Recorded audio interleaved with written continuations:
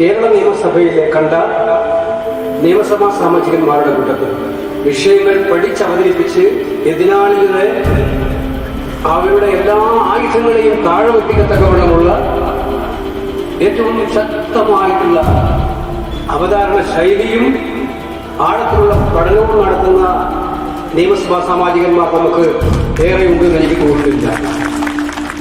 അവിടെ ഒന്നാം നിലകളിൽ വെക്കാൻ പറ്റുന്ന ഈ കഴിഞ്ഞ ഭാരത നിയമസഭയുടെ ചരിത്രങ്ങൾ എല്ലാം എടുത്തു നോക്കിയാലും ഒന്നാം നിലകളിൽ വെക്കാൻ പറ്റുന്ന പാർലമെന്റേറിയന്മാരിൽ ഒരാളാണ്, അഗ്നികളിലാണ് ശ്രീ വി.ഡി. സതീശൻ എന്നുള്ള കാര്യത്തിൽ സംശയം നമുക്ക് ഓർമ്മയുണ്ടാവുന്നു.